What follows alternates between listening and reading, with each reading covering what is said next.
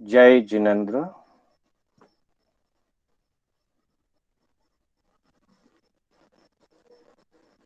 मोक्षमार्गस्य नेतारम् भेतारम् कर्मभूभृता ज्ञातारम् विश्वतत्त्वानां वन्दे तद्गुणलब्धये।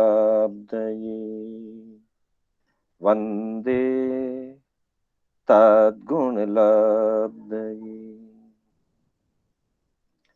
अनंत उपकारी आस्था के आयाम श्रवण भगवान महावीर को वंदन। प्रभु की परंपरा में विचरण करने वाले समस्त चारित्र आत्माओं को वंदन। धर्म प्रेमी बंधुओं, सुशील माताओं एवं बहनों, श्री कर्नाटक जैन स्वाध्याय संघ बैंगलोर के तत्वावधान में आयोजित आगम गाथा विवेचन की इस विशेष कक्षा में मैं शांतिलाल बोहरा आप सभी का हार्दिक स्वागत एवं अभिनंदन करता हूं। बंधुओं, हमारी कक्षा अलग अलग विषयों को लेकर के एक एक चरण के रूप में गतिमान है और ये कर्म स्वरूप का हमारा चौथा चरण चल रहा है। इससे पूर्व हमने धर्म स्वरूप, विनय स्वरूप, आत्म स्वरूप की चर्चा की थी और कर्म स्वरूप की चर्चा में हमारे 3 आगम गाथाएं हो चुकी है और चौथी आगम गाथा हम आज करने जा रहे हैं। सबसे पहले हमने कर्म बंधन के मूल कारण के रूप में राग और द्वेष की चर्चा की थी कि राग और द्वेष के कारण से जीव मोह से प्रभावित होकर के कर्मों का बंध करता है और उन कर्मों के कारण वह जन्म मरण को प्राप्त होता है और जन्म मरण ही इस संसार में जीव के लिए सबसे बड़ा दुख कहा गया, उसी को दुख ज्ञानियों ने कहा है। उसके बाद दूसरी गाथा के रूप में हमने मूल प्रकृतियां और उत्तर प्रकृतियों की चर्चा की थी। मूल प्रकृतियां 8, उत्तर प्रकृतियां 148 अथवा 158 और फिर उसके प्रकृतिबंध, स्थितिबंध, अनुभागबंध आदि की चर्चा भी हमने की थी। और उसके बाद की कल की कक्षा में हमने सुएगडांग सूत्र के माध्यम से नरक विभक्ति का एक आधार लेकर के उसकी जो गाथा हमने की थी कि जीव मुख्य रूप से आयुष्य कर्म के संबंध में बात कही गई थी कि जीव जिस आयुष्य कर्म को पिछले जन्म में बांधता है अथवा वो जिस प्रकार के कर्म करता है अगले भव में या कालांतर में उसे वही कर्म भोगने पड़ते हैं, उसी रूप में उसको फल की प्राप्ति होती है। और जो एकांत दुख रूप नरक गति जैसे भव का बंधन कर लेता है वह दुखी आत्मा उन नरक गतियों में जाकर के अपनी आयु स्थिति के अनुसार पहली से लेकर 7वीं तक किसी भी नरक गति में जैसा उसने आयु कर्म बांधा है नरक का, उसके अनुसार वो नरक गति में जाकर के और अनंत दुखों को वहां पर वो भोगता है, वेदन करता है। ये हमने पूर्व की 3 कक्षाओं की थोड़ी सी जानकारी ली। आज की कक्षा में हम सामान्य रूप से, कल हमने विशेष रूप से आयुष्य कर्म की अपेक्षा से ये बात ज्ञानियों ने फरमाई थी, उसकी चर्चा की। आज हम सामान्य रूप से सभी कर्मों के फल के भोग के संबंध में हम चर्चा करेंगे। उत्तराध्ययन सूत्र के चौथे अध्ययन की ये तीसरी गाथा है जिसका मैं उच्चारण करूंगा, फिर हम इसके अर्थ और विवेचन की चर्चा करेंगे। तेने जहा संधि मुहे गहिये स कम्मुना किच्चई पावकारी एवं पया पेच्च इहम चलो ए कड्डान कम्माण न मोक्ष अथी। तेने जहा संधि मुहे गहिये स कम्मुना किच्चई पावकारी एवं पया पेच्च इहम चलो ए कड्डान कम्माण न मोक्ष अथी। बंधुओं, उत्तराध्ययन सूत्र का चौथा अध्ययन असंख्यम जीवियम, असंस्कृत जीवन के संदर्भ में इसमें कर्म फल की चर्चा हुई। सर्वप्रथम ज्ञानी भगवंत फरमाते हैं कि हमारा जो जीवन है, हम अर्थ को समझने की कोशिश कर रहे हैं। अगली स्लाइड आपके पास, नेक्स्ट स्लाइड आएगी। अर्थात हमारा जो जीवन है वह जीवन असंस्कृत है। असंस्कृत इसलिए है कि जीवन को जब चोट लगती है, अर्थात यूं कहें कि जब आयुष्य कर्म टूटने के कगार पर पहुंचता है, आयुष्य क्रम जब टूटने वाला होता है, तब किसी भी माध्यम से, किसी भी साधन से उसको जोड़ा नहीं जा सकता। प्रभु फरमाते हैं कि जब जीवन असंस्कृत है, असंख्यम जीवियम मापमाए, फिर जीव को प्रमाद करने का अधिकार नहीं है, प्रमाद नहीं करना चाहिए। क्योंकि जीवन कभी भी टूट सकता है और टूटते हुए जीवन को जोड़ा नहीं जा सकता। ऐसी स्थिति में प्रमाद के द्वारा अगर अशुभ कर्मों का बंध कर लिया जाएगा तो फिर उन कर्मों को भोगना जीव के लिए बहुत असाताकारी होगा, पीड़ादायक होगा, दुखदायक होगा, और अपने किए हुए कर्मों के फल भोगे बिना छुटकारा नहीं है। इस बात को समझाने के लिए यह तीसरी गाथा चौथे अध्ययन की दी गई है और इसमें एक रूपक के माध्यम से इसको समझाया गया है। तेने जहां संधि मुहे गहिये, एक चोर का उदाहरण दिया इसके अंदर कि तेने यानी चोर, चोरी करने वाला, जहां यानी जिस प्रकार, संधि मुहे सेंध के मुख के ऊपर, सेंध द्वार के ऊपर, गहिये अगर पकड़ा जाता है, पकड़ लिया जाता है, सा कम्मुना किच्चई पावकारी, उसका जो ये कार्य है, चोरी का कार्य, वह चोरी का जो कार्य है वो पापकारी कार्य है। और उस पापकारी चोरी के कार्य के कारण सेंध मुख पर पकड़ा हुआ चोर छेदा भेदा जाता है, मारा जाता है, पीटा जाता है, अथवा मार दिया जाता है। चोर को जब बीच चोरी में पकड़ लिया जाता है तो उसको मार दिया जाता है। एवं पया, इसी प्रकार, पया यानी प्रजा, सामान्य मनुष्य, मानव, एवं पया पेच्च इहम चलोए, वैसे ही मनुष्य परलोक में और इस लोक में, आगामी भाव में भी और वर्तमान भाव में भी, जैसे कर्म करता है उसी के अनुसार वह दुख पाता है। क्योंकि कडाण कम्माण न मोक्ष अति, कडाण यानी किए हुए, कम्माण अर्थात कर्मों का, किए हुए कर्मों का भुगतान किए बिना न मुख्य अति, मुक्ति नहीं है, कर्मों से मुक्ति नहीं है।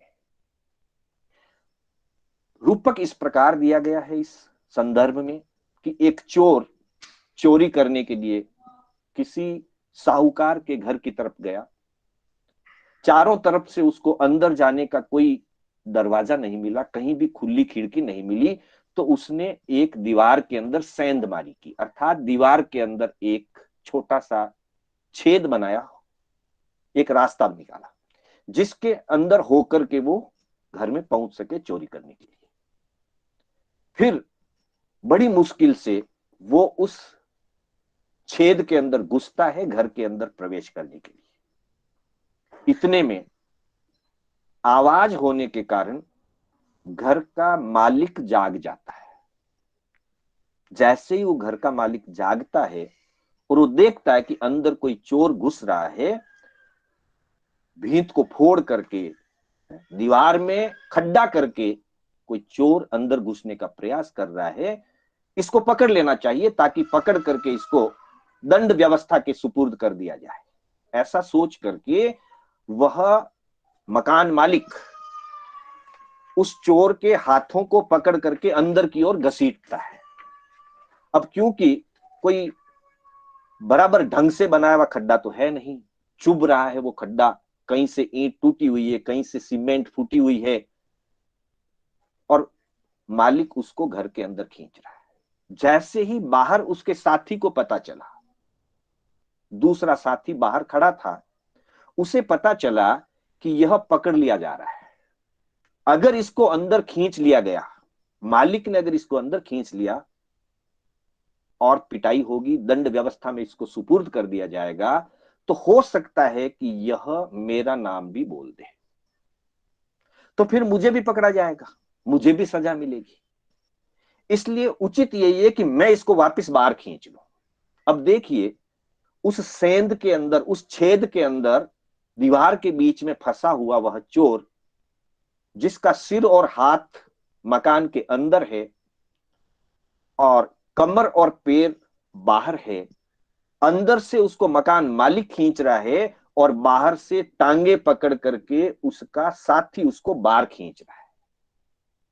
और वह चोर इस ऐसी स्थिति में फंस गया, क्षण भर के लिए वो अंदर की ओर घसीटा जा रहा है, क्षण भर में वो बाहर की ओर घसीटा जा रहा है, और इस घसीटे की स्थिति में, इस खींचा खांची की स्थिति में उसका पेट छिद गया। मालिक उसको अंदर घसीट करके पकड़ने की कोशिश कर रहा है और उसका साथी उसको बचाने के लिए बाहर की तरफ खींच करके बाहर खींचने की कोशिश कर रहा है। इस तनातनी के अंदर चूंकि अभी अभी का तोड़ा हुआ सेंध था, कहीं ईंट आड़ी, कहीं टेढ़ी, जैसा भी खड्डा किया था उसने, तो उस ईंटों के चुभन से घसीटता जाता हुआ वह चोर मृत्यु को प्राप्त होता है।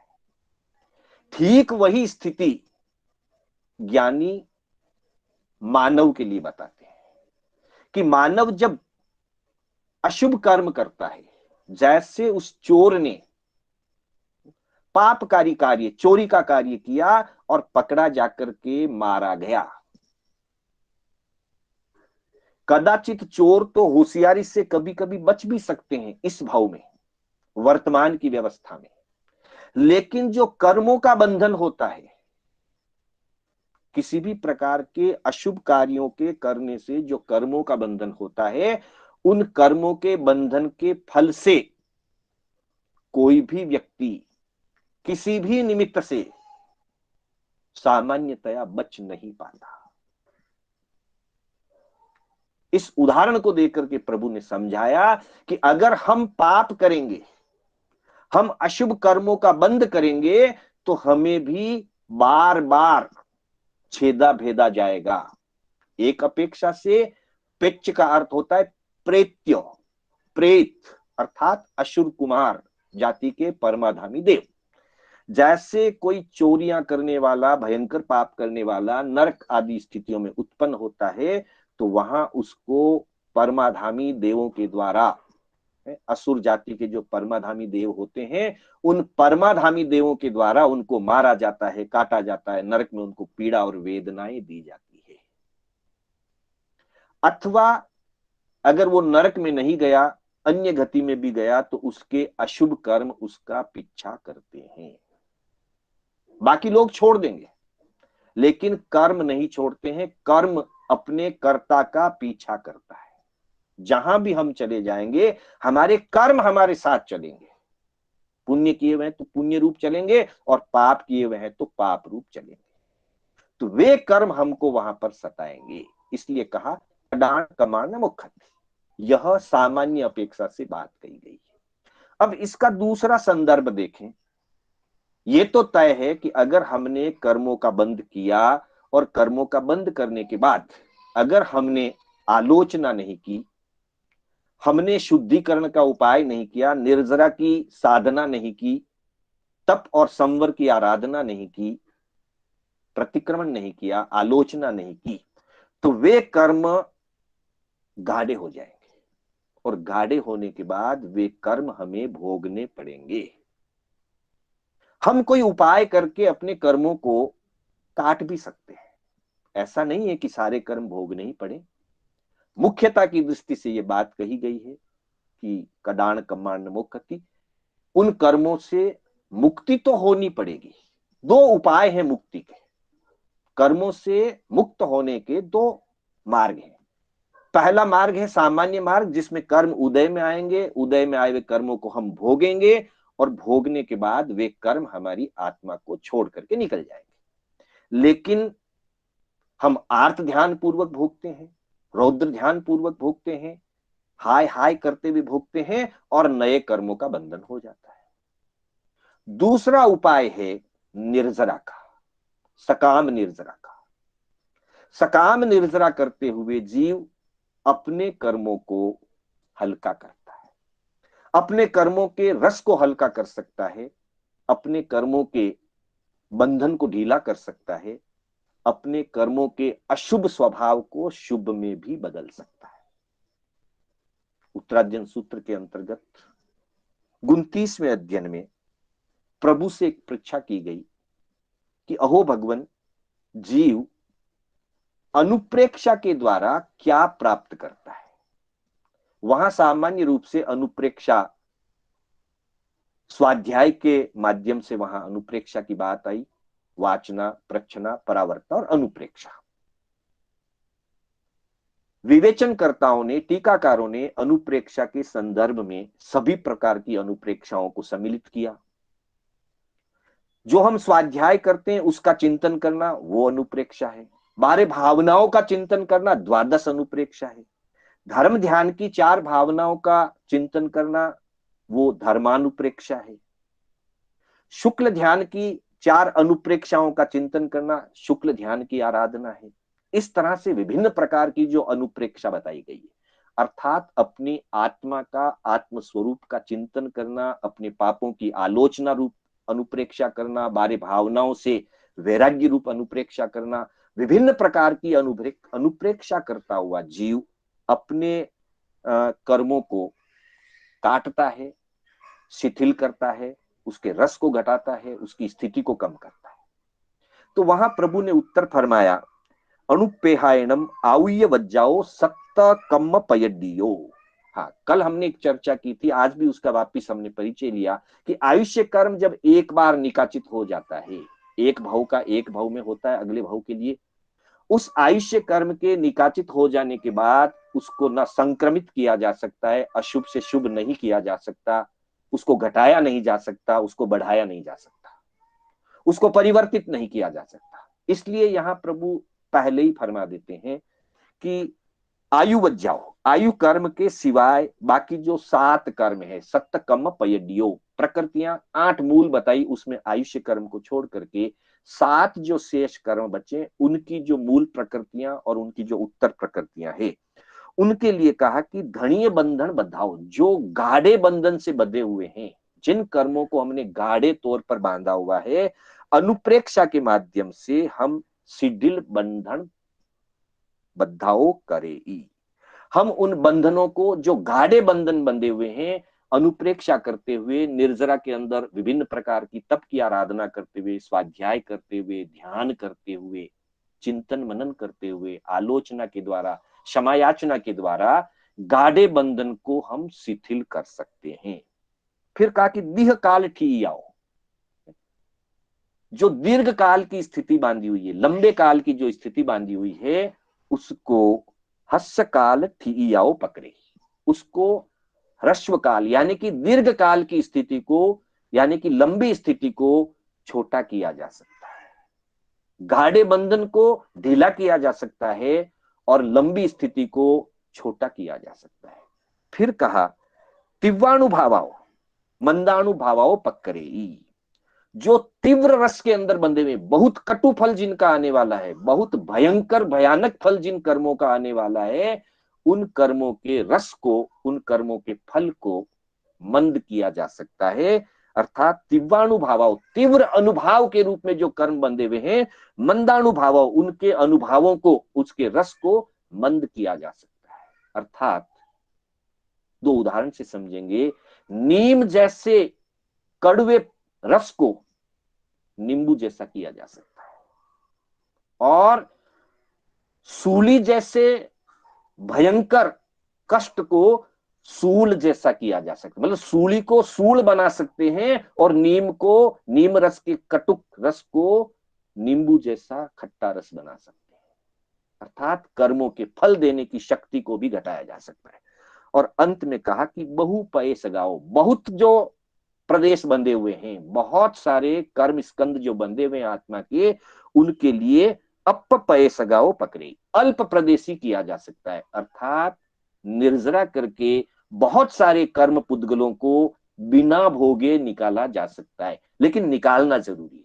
कडाण कमाण मोक्षति, किए हुए कर्मों को निकाले बिना मोक्ष नहीं होगा। अब निकालने के दो रूप हैं, या तो हम भोग करके कष्ट पा करके उन कर्मों को निकालें और नए कर्म बनते जाएं, अथवा तो दूसरा तरीका दे दिया कि साधना के माध्यम से, निर्जरा के 12 भेदों के माध्यम से, अथवा विभिन्न अपेक्षाओं से धर्म आराधना करता हुआ, आलोचना करता हुआ, भावनाओं का चिंतन करता हुआ, क्षमा याचना करता हुआ साधक अपने कर्मों की स्थितियों को घटा लेता है, अशुभ कर्मों को शुभ में भी बदल सकता है, तीव्र रस को मंद रस में कर सकता है, और इसी तरह से विभिन्न अपेक्षाओं से अपने कर्मों की स्थितियों को वो घटा सकता है, और कई हल्के कर्मों को तो साधना करते हुए पूर्ण रूप से वो खत्म भी कर सकता है। तो हमारा जो प्रयास है, वो प्रयास इस रूप में है कि हम धर्म आराधना करते हुए, धर्म की साधना करते हुए, अनुप्रेक्षा करते हुए, आलोचना और प्रतिक्रमण करते हुए, तब जब स्वाध्याय ध्यान आदि की साधना करते हुए अपने कर्मों को घटा दें, ताकि हमको उस चोर की तरह, जैसा कहा गया कि तेने जहां संधि मुहे गहिए, जब वो संधि के द्वार पर पकड़ा जाता है तो छेदा बेदा जाता है, मारा काटा जाता है, मृत्यु को प्राप्त हो सकता है। हम अपने कर्मों को स्वयं से अगर काट लें साधना के माध्यम से, तो हमारे साथ ऐसी दुर्दशा नहीं होगी। इन्हीं भावनाओं के साथ मैं अपने शब्दों को विराम दूंगा, समय होने आया है। मेरे बोलने में कोई स्खलना हुई हो अथवा जिनाज्ञा विपरीत कथन किया हो तो बारंबार